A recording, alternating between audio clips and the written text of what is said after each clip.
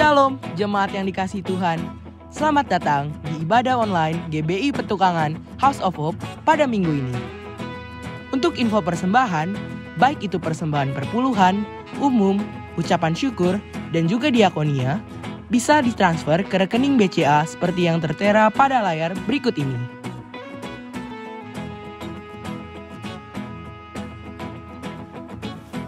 Selamat hari Minggu, selamat beribadah, Tuhan Yesus memberkati. Shalom Bapak Ibu Saudara yang lagi di rumah-rumah yang sedang menyaksikan ibadah online. Shalom. Kami percaya, kita semua percaya bahwa Allah sudah mencurahkan Roh Kudus-Nya buat kita semua, menguatkan kita, memampukan setiap kita. Amin. Sebab tahun ini adalah tahun pembebasan. Haleluya.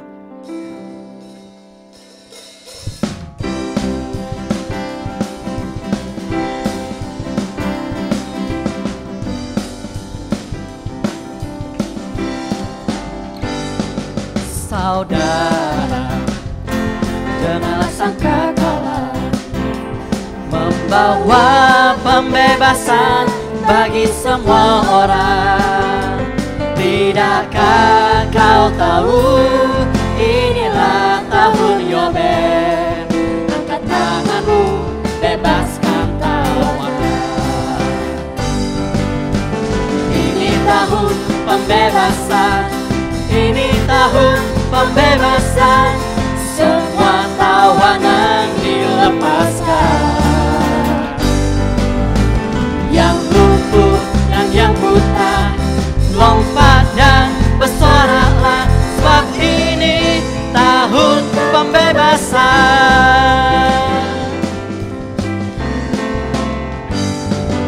Saudara, dengarlah sangkakala membawa pembebasan bagi semua orang.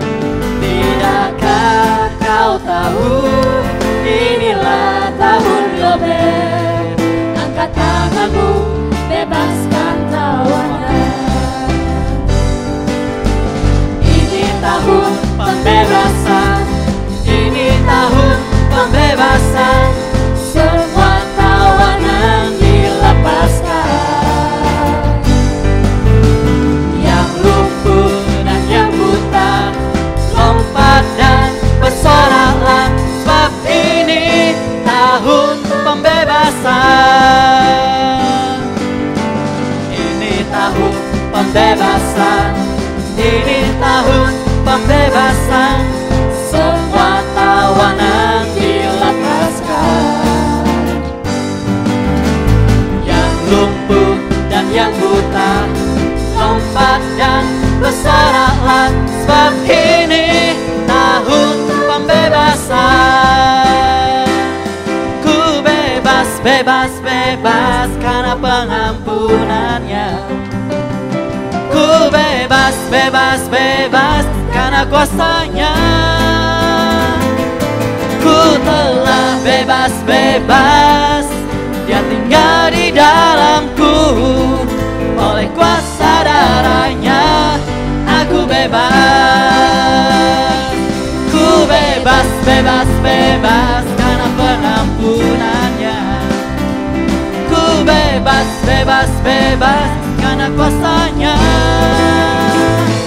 Ku telah bebas, bebas, Dia tinggal di dalamku. Oleh kuasa darahnya aku bebas. Oleh kuasa darahnya aku bebas. Oleh kuasa darahnya aku bebas. Yang percaya sorakan haleluya. Haleluya.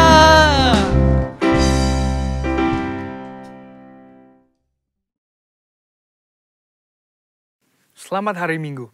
Saya percaya semua masih mengalami sukacita Roh Kudus. Edisi Voice of Pentecost kali ini akan membahas hidup yang dimotivasi oleh Roh Kudus. Dengan adanya pandemi COVID-19, kehidupan di negara kita dan di seluruh dunia berubah sepenuhnya. Sekarang gereja tidak bisa lagi secara maksimal menemani jemaat dalam pergumulannya secara fisik, sebab semuanya dibatasi oleh penggunaan teknologi untuk berkomunikasi. Di mana dulu kita bisa dengan bebas beribadah di gedung gereja, konseling tatap muka, berdoa bersama dalam rumah doa. Sekarang semuanya harus dilakukan secara online. Mungkinkah Tuhan mengizinkan semua hal ini terjadi? Tuhan mengizinkan hal ini untuk terjadi supaya setiap orang mulai memperhatikan kondisi dan pertumbuhan rohani masing-masing. Salah satunya adalah supaya kita bisa menggunakan waktu ini untuk membangun hubungan yang lebih intim dengan Tuhan. Sangat penting bagi kita untuk bisa membedakan arti pengertian dan pengalaman. Memasuki masa yang baru ini, kita harus mengalami Tuhan secara pribadi. Mungkin dulu pengenalan kita akan Tuhan hanya sebatas apa yang dikatakan oleh pembicara atau apa yang diajarkan oleh guru kom saat kelas. Tetapi sekarang, kita harus berusaha untuk mengalami dan mengerti peran Roh Kudus dalam kehidupan kita secara pribadi. Roh Kudus memiliki berbagai macam peran dalam kehidupan pribadi seseorang. Yang pertama adalah sebagai penolong. Roh Kudus sebagai penolong yang diutus Tuhan kepada kita. Dalam masa-masa seperti ini, kita perlu meminta dan mengandalkan pertolongannya dalam kehidupan kita. Kedua adalah sebagai roh kebenaran. Roh Kudus memimpin kita untuk memahami seluruh kebenaran firman Tuhan. Kita perlu melatih diri kita untuk lebih peka dalam mendengar bimbingan Roh Kudus dalam kehidupan kita. Yang ketiga adalah sebagai penghibur. Roh Kudus memberikan dan memulihkan rasa aman dan nyaman. Bahkan dalam situasi yang tidak memungkinkan bagi akal manusia. Keempat adalah sebagai sumber kuasa. Kisah Para Rasul 1 ayat 8 berkata, Roh Kuduslah yang memberi kita kuasa yang memampukan kita untuk melakukan pekerjaan Tuhan. Kelima adalah memilih dan menentukan peran dalam pelayanan. Roh Kudus bukan hanya memakai, tetapi juga bisa menentukan posisi, lokasi, dan peran seseorang di dalam pelayanan. Contohnya Stefanus dipilih untuk pelayanan meja, Petrus dipilih sebagai rasul, dan saudara juga bisa dipilih oleh Roh Kudus dalam pelayanan di bidang masing-masing. Keenam adalah mengurapi. Pengurapan yang berasal dari Roh Kudus inilah yang akan mengajar orang Kristen dalam setiap pemikiran, keputusan, dan langkah yang diambil. 7. Roh Kudus memberi perintah. Roh Kudus memberi rema dan firman yang harus kita terima sebagai perintah untuk dilaksanakan. Oleh sebab itu, perintah-perintah yang diberikan oleh Roh Kudus selalu membuahkan hasil yang baik bila kita percayai dan kita taati. Yang kedelapan adalah memimpin. Roh Kudus akan memimpin kita masuk ke dalam jalan dan rencana Tuhan atas hidup kita. Pimpinan Roh Kudus akan menciptakan manusia yang tidak lagi hidup untuk dirinya sendiri, melainkan untuk Kristus. Yakobus 4 ayat 8 berkata, Mendekatlah kepada Allah, maka Ia akan mendekat kepadamu. Hal ini penting khususnya dalam masa-masa yang kita sedang alami saat ini.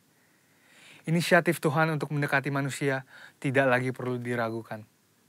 Yohanes 3 ayat 16 berkata, Karena begitu besar kasih Allah akan dunia ini, sehingga Ia telah mengaruniakan anaknya yang tunggal, supaya setiap orang yang percaya kepadanya tidak binasa, melainkan beroleh hidup yang kekal. Di lain pihak, bagian kita sebagai orang Kristen adalah untuk meresponi panggilannya dan mendekat kepadanya. Sebab sebuah hubungan hanya bisa berkembang melalui frekuensi dan kualitas pertemuan. Dan dua hal inilah yang akan menciptakan hubungan yang intim di antara kita dengan Tuhan. Ketika hubungan yang intim telah dibangun, kita akan dapat lebih mengenal pikiran, perasaan, dan kehendak Tuhan. Pengenalan akan Tuhan bisa diumpamakan sebagai sebuah puzzle yang semakin lama semakin lengkap. Sekali lagi, melalui frekuensi dan kualitas pertemuan kita dengan Tuhan, hubungan kita dengan Dia akan semakin kuat.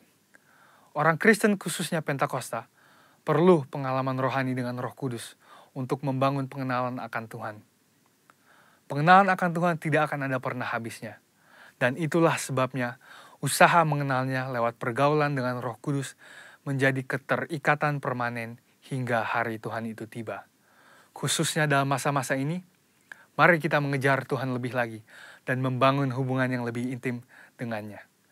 Alami Roh Kudus setiap hari, selamat hari Minggu, dan Tuhan Yesus memberkati.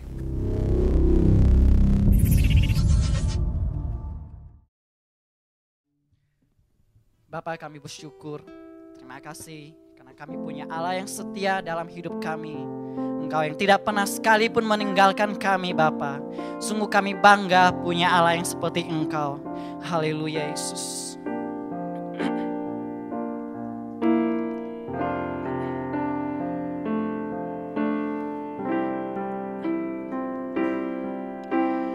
Sekalipun ku berjalan lewat lembah kelam, namun tangan-Mu selalu menopang hidupku. Saat ku dalam ketakutan, Kau ada di sisiku. Kau berkata, jangan takut, Kau beriku kemenangan. Kaulah Tuhan yang berjanji, tak sekalipun Kau ingkari kesetiaan-Mu sungguh terbukti di sepanjang hidupku. Tuh selamanya ku kan setia melayani, mengasihi-Mu. Tiada Tuhan seperti-Mu Yesus. Kau Allahku yang setia.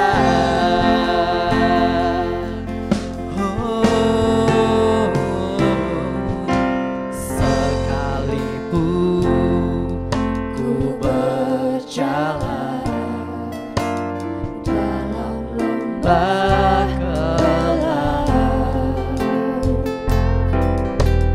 namun tangan-Mu selalu menopang hidupku. Saat ku dalam ketakutan, Kau ada di sisiku. Kau berkata, jangan takut, Kau beriku kemenangan. Kaulah Tuhan yang berjanji, tak sekalipun Kau ingkari kesetiaan-Mu sungguh terbukti di sepanjang hidupku. Tuh selamanya ku kan setia melayani, mengasihi-Mu. Tiada Tuhan seperti-Mu Yesus. Kau Allahku yang setia. Kaulah Tuhan yang berjanji, tak sekalipun Kau ingkari kesetiaan-Mu sungguh terbukti di sepanjang hidupku. Tuh selamanya ku kan setia melayani, mengasihi-Mu. Tiada Tuhan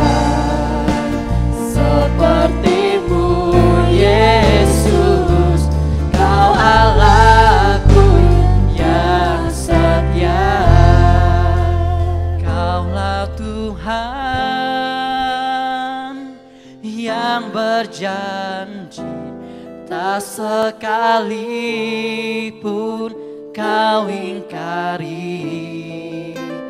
Kesetiaanmu sungguh terbukti di sepanjang hidupku. Tuh selamanya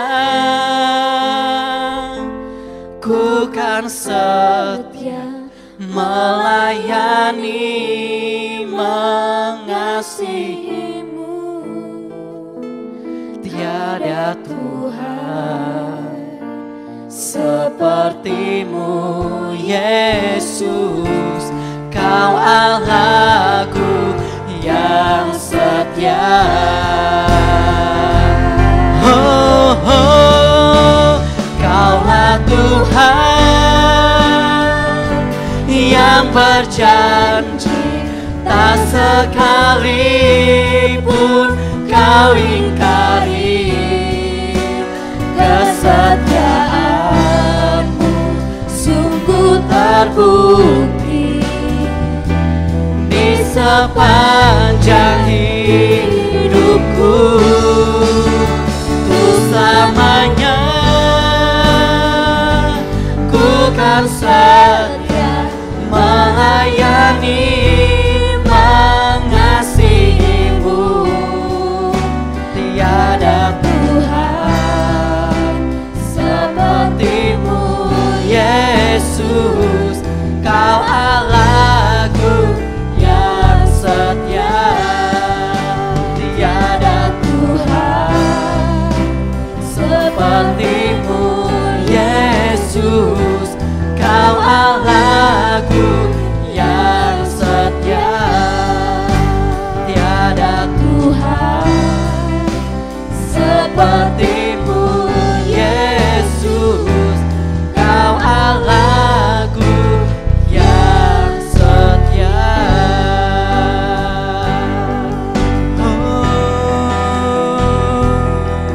Kau setia,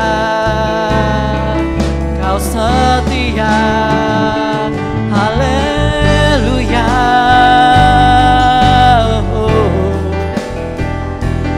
Hati kami bersyukur sebab Kau baik dalam hidupku, Tuhan. Oh, kami di tangan-Mu, kami di pikiran-Mu, Tuhan. Tiada pernah Kau tinggalkan kami. Oh, haleluya.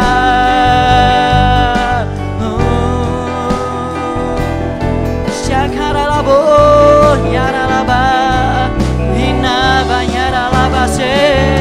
Oh, haleluya. Sidiri yaralabo.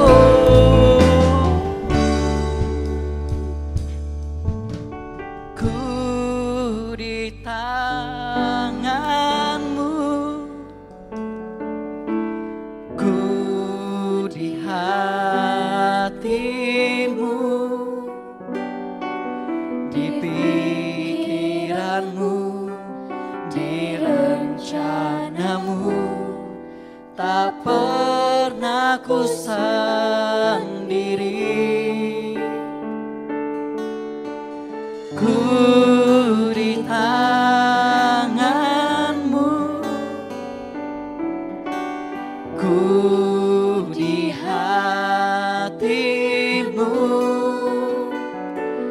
di pikiran-Mu, di rencana-Mu. Tak pernah ditinggalkan. Ku di tangan-Mu,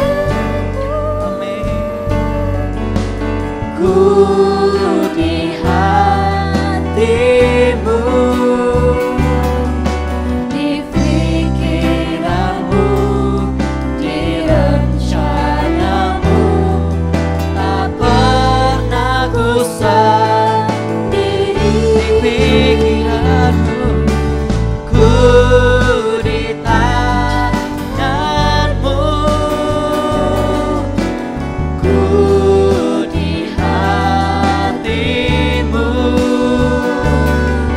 di pikiranmu, di rencanamu, tak pernah ditinggalkan.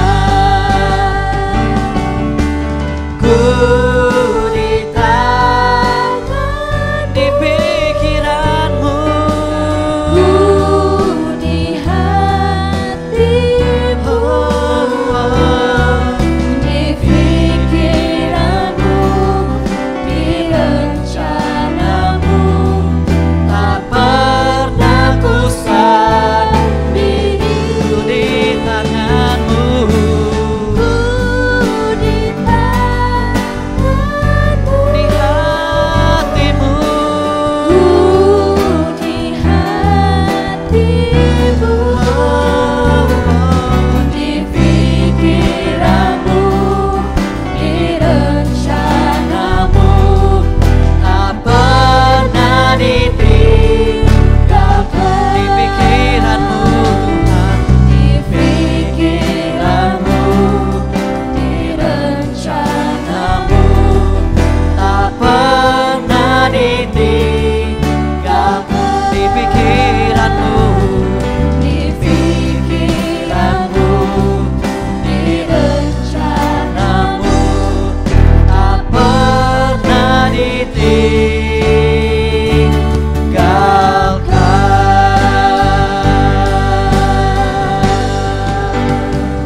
Haleluya.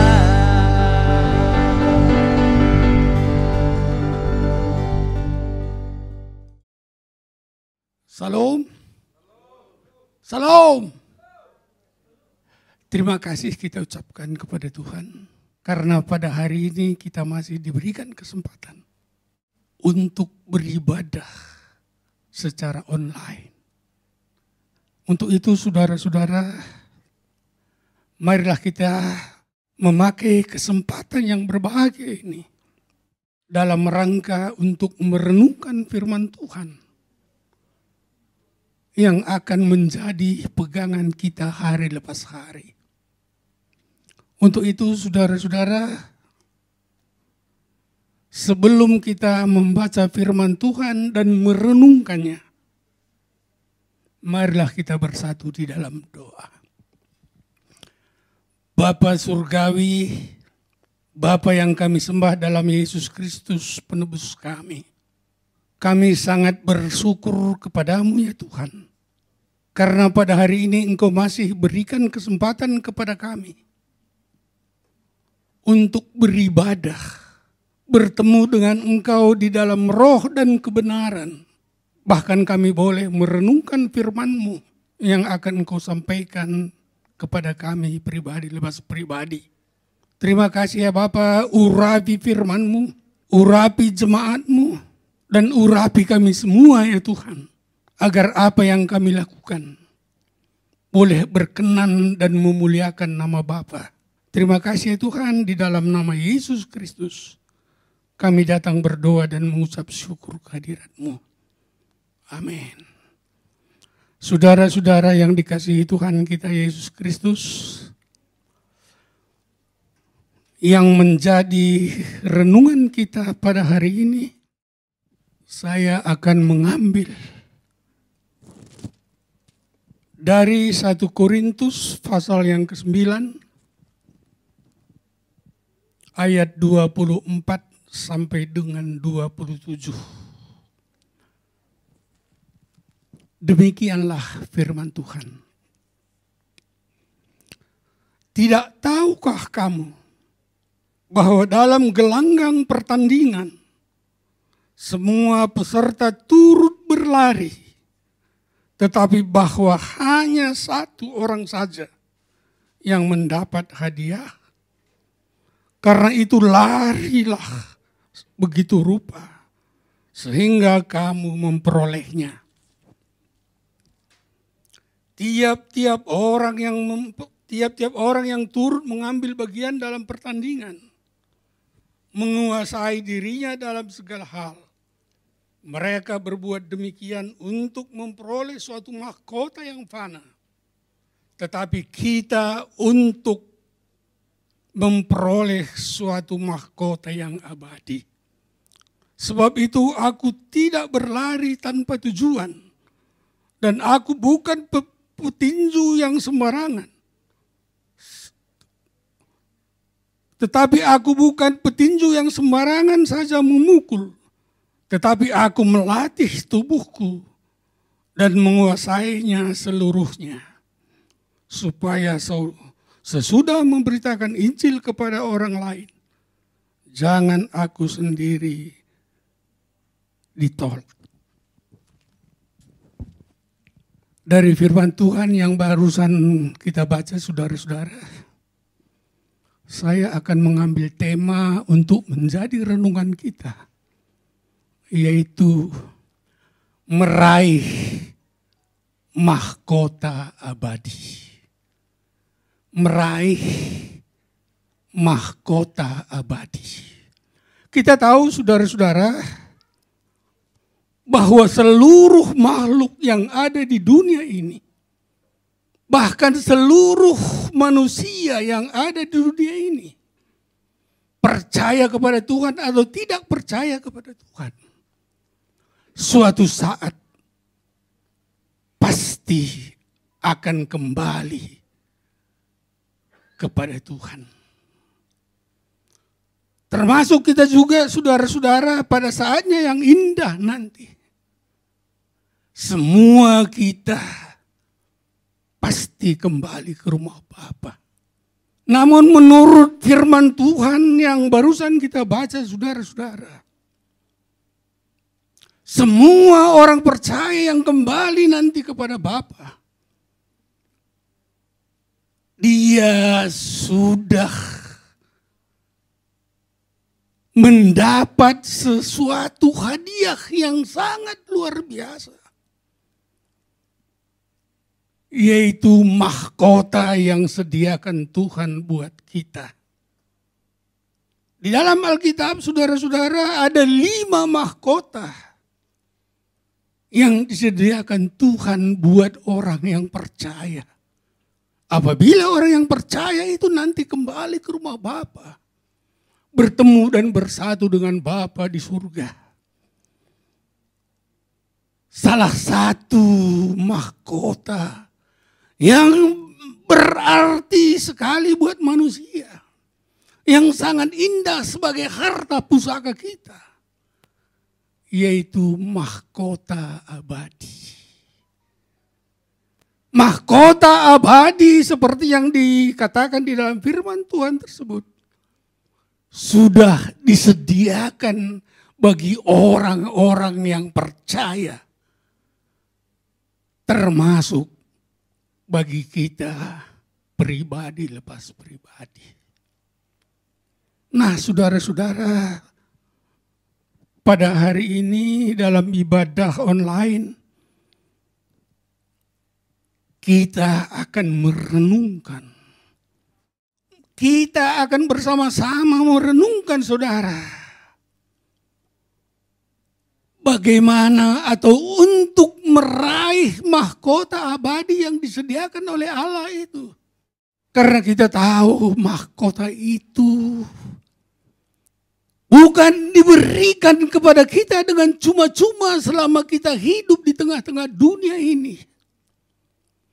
Tapi mahkota itu akan kita terima pada kesempatan yang masih diberikan Tuhan kita hidup melalui ketaatan. Bahkan kesungguhan yang luar biasa dari orang yang percaya untuk melakukan kehendak Tuhan. Seperti yang kita tahu pada zaman dahulu ketika orang Israel keluar dari Mesir, mereka dijanjikan akan mendapat harta pusaka suatu negeri yang terdiri, yang menyediakan susu dan madu. Tapi itu diberikan bukan secara instan untuk menjadi milik orang Israel. Tapi itu harus diperjuangkan. Harus diperoleh, diraih dengan suatu usaha yang luar biasa keras. Mereka harus keluar dari Mesir menuju tanah Kanaan. Saudara-saudara yang dikasihi kita Tuhan Yesus Kristus. Ada beberapa prinsip-prinsip kebenaran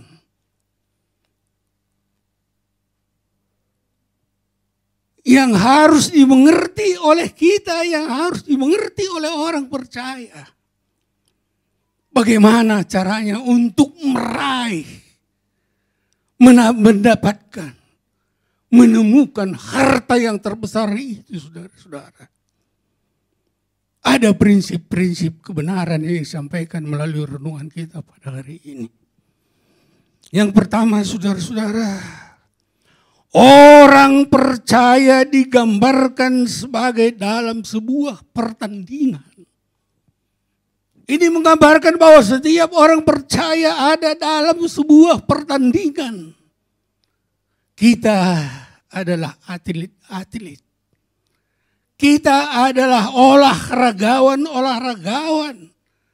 yang termasuk dalam pertandingan untuk memperebutkan mahkota juara. Memperebutkan mahkota yang disediakan oleh Allah itu, saudara-saudara.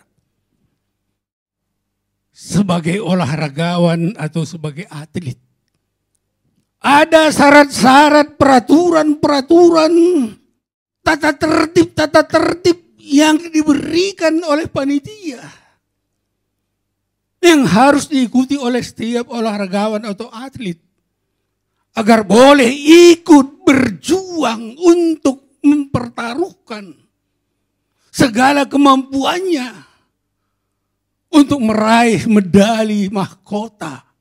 Seperti bangsa Israel keluar dari tanah Mesir tadi, saudara-saudara, kita tahu. Tuhan memberikan perintah-perintah, peraturan-peraturan, ketetapan-ketetapan yang harus dilakukan, yang harus ditaati, diikuti oleh setiap orang Israel. Tidak boleh menyimpang ke kiri, tidak boleh menyimpang ke kanan.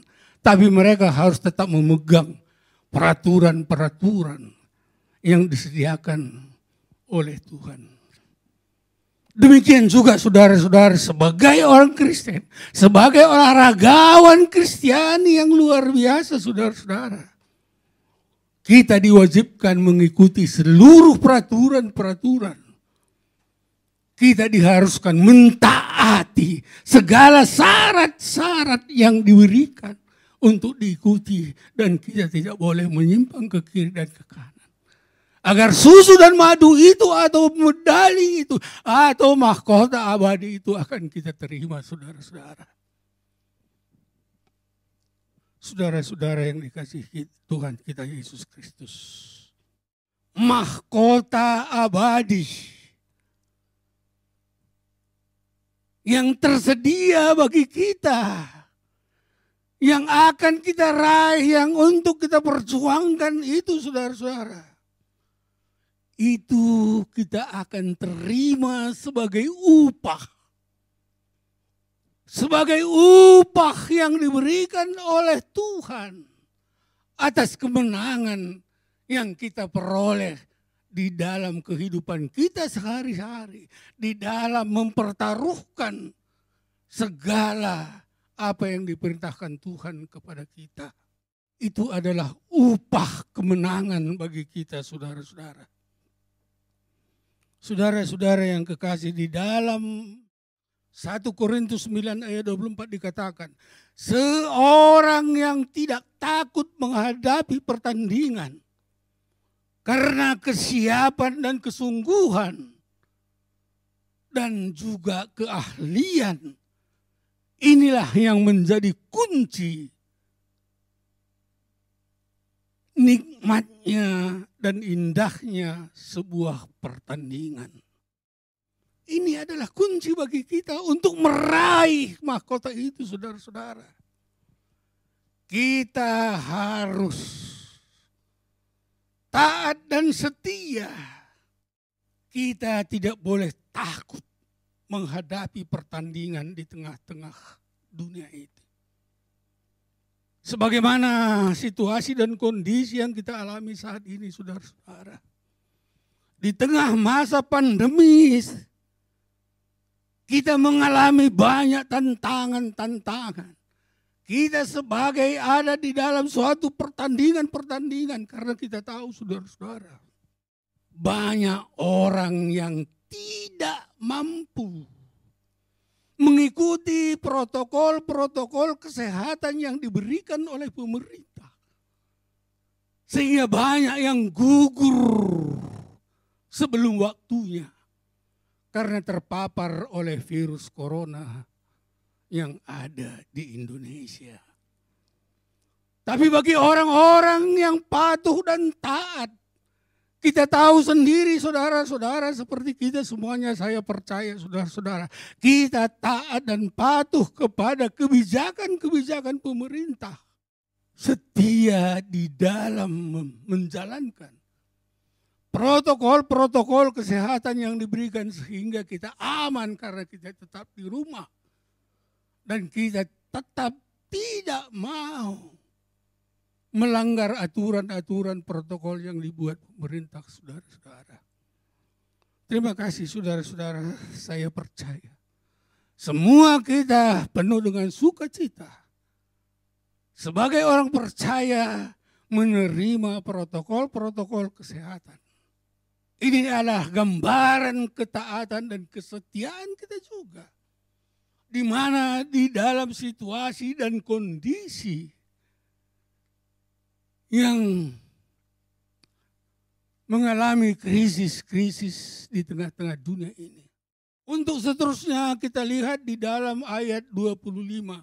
Dijelaskan bagaimana seorang yang menguasai diri dalam segala hal. Dengan beberapa hal yang menjadi dasar sebagaimana terdapat di dalam kitab Roma, saudara-saudara. Di sana dikatakan kita menguasai diri menurut ukuran iman. Ada ukurannya saudara-saudara, seperti yang dikatakan oleh gembala sidang kita. Kita ada di dalam tahun dimensi yang baru. Ada ukuran-ukuran yang harus kita ikuti, yang harus kita jalankan, yang harus kita raih saudara-saudara. Bukan hanya untuk ukuran-ukuran yang bersifat duniawi saja. Bukan hanya ukuran-ukuran yang hanya untuk kepentingan golongan-golongan, untuk kepentingan rumah tangga saja. Tapi ada sesuatu ukuran yang lebih luas. Ukuran yang lebih tinggi, dimensi-dimensi yang baru yang lebih jauh. Yaitu apa yang direncanakan oleh Bapa Surgawi. Rencana surgawi yang luar biasa. Dan salah satu itu saudara-saudara adalah dalam tahun dimensi yang baru ini kita melakukan, menjalankan ketaatan kita dalam dimensi yang baru untuk meraih mahkota abadi yang hanya ada di surga, yang ada hanya di tempat Bapa. Dan itu dapat kita peroleh dalam tahun dimensi yang baru kalau Tuhan mengizinkan kita untuk meraihnya dengan segala tenaga dan upaya kita. Saudara-saudara yang kekasih. Yang ketiga dan yang seterusnya saudara-saudara, untuk meraih mahkota abadi tersebut, setiap orang percaya harus mampu menguasai diri. Ini kalau kita baca di dalam Lukas 9 ayat 23, saudara-saudara, ini erat hubungannya dengan pengendalian diri. Penguasaan diri dan pengendalian diri adalah erat hubungannya. Tidak dapat dipisahkan satu sama lain. Ini adalah syarat untuk mengikut Tuhan Yesus. Banyak orang jatuh, saudara-saudara. Banyak orang gagal di dalam perjuangannya untuk merebut kebahagiaan-kebahagiaan di dunia ini, saudara-saudara. Mereka gagal bukan karena mereka bodoh. Mereka gagal bukan karena tidak ada kesempatan kepada mereka. Mereka gagal bukan karena kurang modal atau lain sebagainya, saudara-saudara. Tapi mereka gagal karena kurang mampu mengendalikan diri. Kurang mampu menguasai diri, saudara-saudara. Ini banyak terjadi di dalam orang-orang percaya juga, saudara-saudara. Banyak orang-orang percaya yang sudah beberapa tahun melayani Tuhan. Tapi karena kurang mampu mengendalikan diri, mereka jatuh kembali kepada lumpur-lumpur kenistaan. Jatuh kepada dosa-dosa yang mereka perbuat di dalam perjalanan hidupnya. Saudara-saudara, sebagai orang percaya yang saat ini kita harus berjuang untuk merebut medali-medali, merebut mahkota-mahkota abadi yang disediakan Tuhan kepada kita.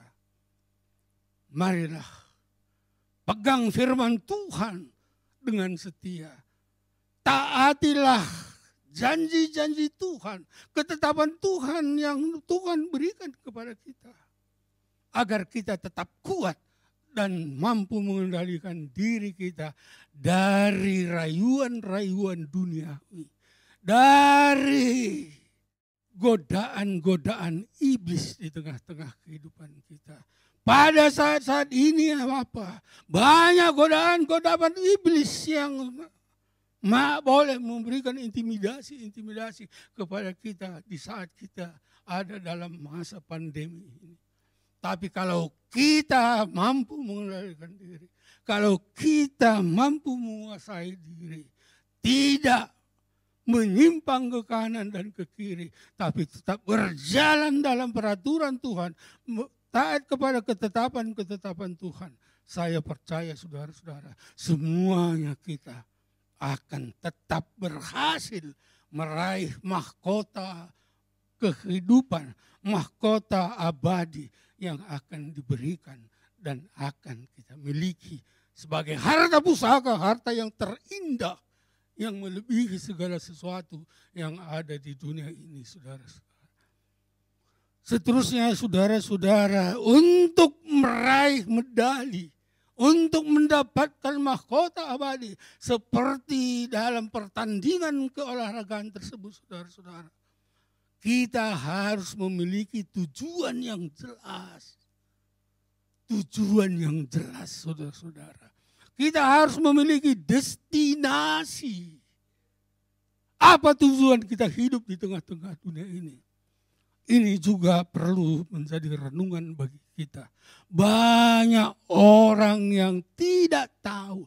Banyak orang yang tidak mengerti dan tidak memahami. Bahkan tidak mau memahami apa tujuan arti hidup ini bagi dia. Sehingga orang hidup, dia hidup. Orang ketawa, dia ketawa. Dia menangis, dia menangis. Orang menangis, dia menangis. Bahkan orang pakai masker, dia pakai masker kalau keluar rumah. Tapi dia tidak mengerti apa fungsi daripada masker yang diberikan kepada dia yang boleh dia pakai. Saat ini Tuhan mengingatkan kita. Kita harus memiliki destinasi. Tujuan hidup yang benar seperti olahraga tadi. Ada tujuannya yang jelas, saudara-saudara. Ada tujuan yang jelas. Bahwa tujuan hidup kita adalah untuk memuliakan Tuhan. Mengerjakan perluasan kerajaan Allah di tengah-tengah dunia ini. Untuk menyenangkan hati Tuhan. Dan itu akan memberikan hasil kepada kita. Medali atau mahkota abadi akan menjadi milik kita, saudara-saudara. Saudara-saudara, yang terakhir, saudara-saudara, dalam 1 Korintus 9 ayat 7 tadi dikatakan, untuk meraih medali itu digambarkan kepada kita tentang seseorang yang melatih tubuhnya. Ini sangat penting, khususnya di dalam kita mengalami pandemi ini. Kita disuruh di rumah saja, saudara-saudara. Tapi di dalam masa kesulitan yang kita hadapi, di masa krisis ekonomi dan krisis kesehatan yang kita alami di Indonesia ini, saudara-saudara, secara rohani juga kita disuruh untuk melatih tubuh kita seperti olahragawan tadi agar mereka mendapat mahkota abadi. Mereka harus melatih tubuhnya. Saya bangga saudara-saudara secara pribadi. Setiap hari saya masih ada gairah dan semangat untuk melatih diri saya, melatih fisik saya, melatih tubuh saya untuk berjalan kaki olahraga setiap pagi kecuali hari Minggu.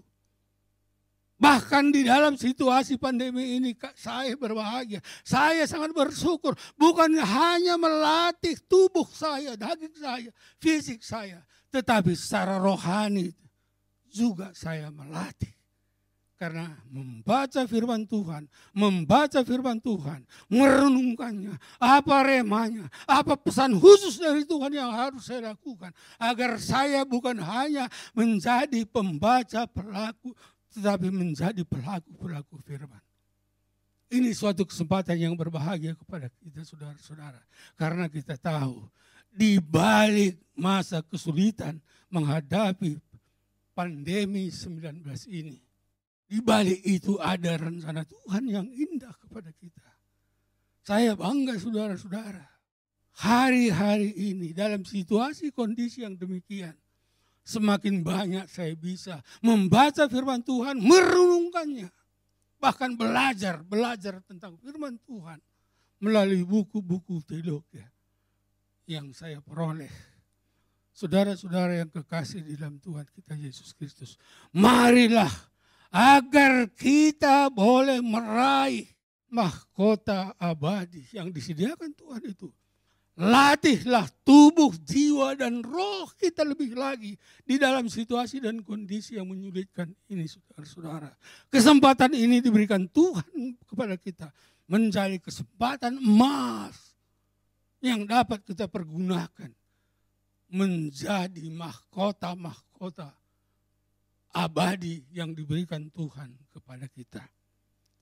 Sebagai kesimpulan saudara-saudara, sebagaimana telah dikatakan di dalam kitab Ulangan 20 ayat 4, bahwa Allah mempersiapkan kemenangan dan mahkota abadi dalam kelimpahan setiap hari kepada setiap kita dalam pertandingan iman yang kita lalui.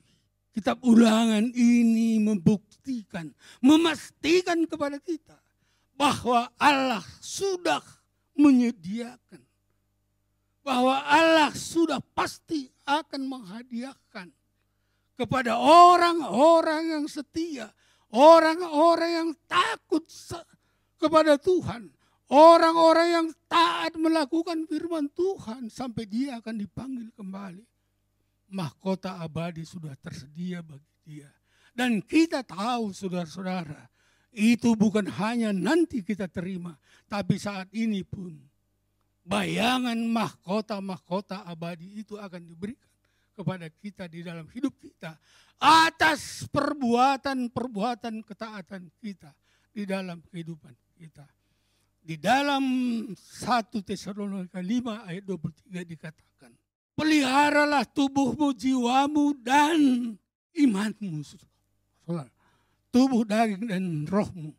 Agar di saat kedatangan Yesus Kristus kedua kali, di dalam menyambut kita, tubuh dan jiwa roh kita tidak bercacat dan bercela. Dan orang yang demikianlah yang tidak mempunyai cacat dan celah baik tubuh, jiwa, dan rohnya, yang layak mendapat mahkota abadi. Itu pasti bisa kita perjuangkan, kita peroleh. Karena apa yang dikatakan oleh Tuhan dalam Filipi 2.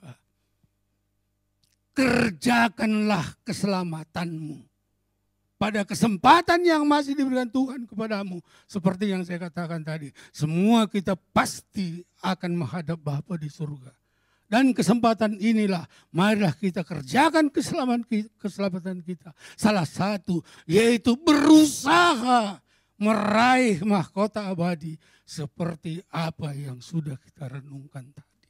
Terpujilah nama Tuhan apabila kita taat setia melakukan kehendak Tuhan, perintah-perintah Tuhan dalam kehidupan kita sehari-hari di dunia ini sebagai persiapan untuk menerima kebahagiaan yang sangat luar biasa, mahkota abadi yang tersedia bagi kita. Amin, saudara-saudara.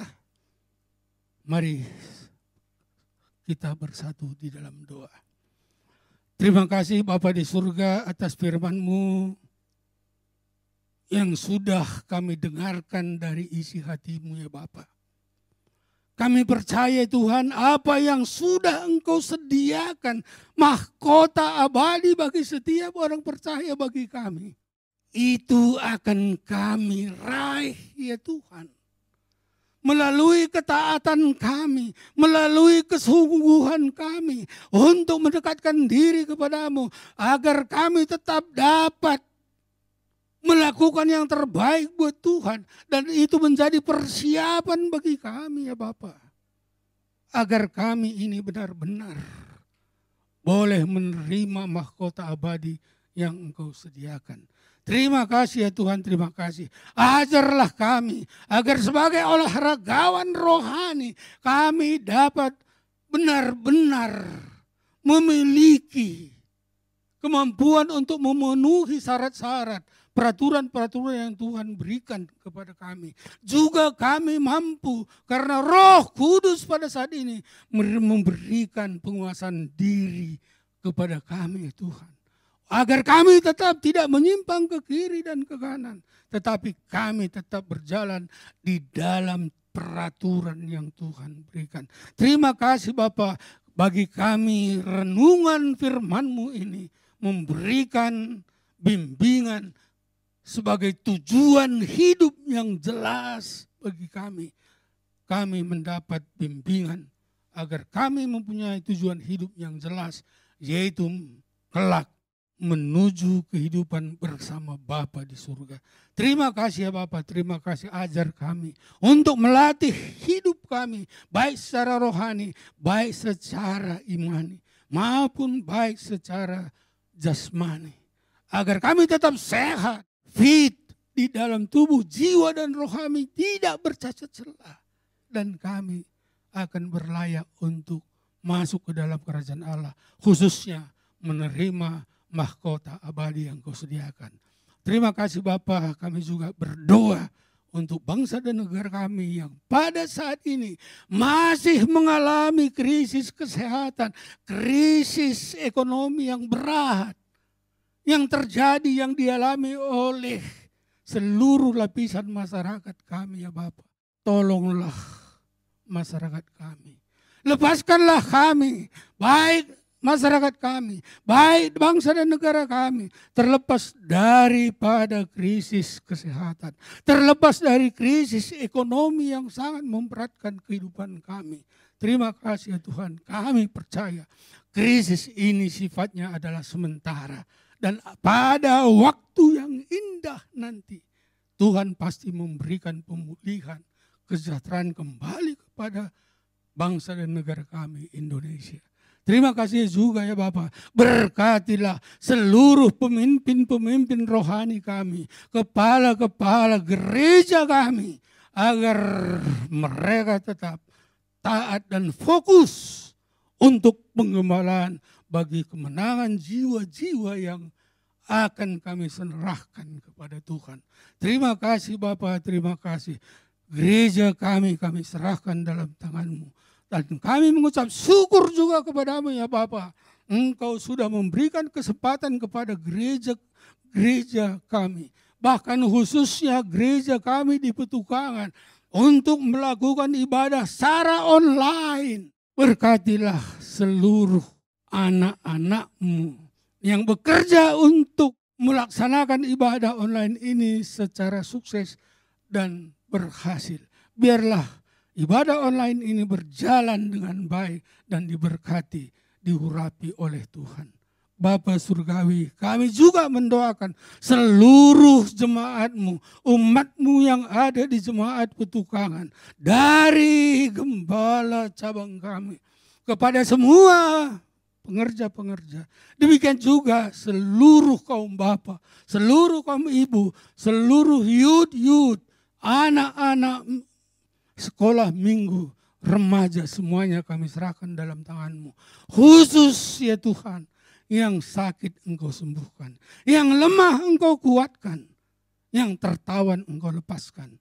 Berikanlah damai, sukacita, dan kebahagiaan kepada setiap jemaat-Mu, dan setia di dalam mengikuti ibadah online yang diberikan oleh gereja-Mu. Bapa, khususnya biarlah Engkau memberkati seluruh jemaat-Mu agar dapat memberikan persembahan-persembahan kepada Tuhan.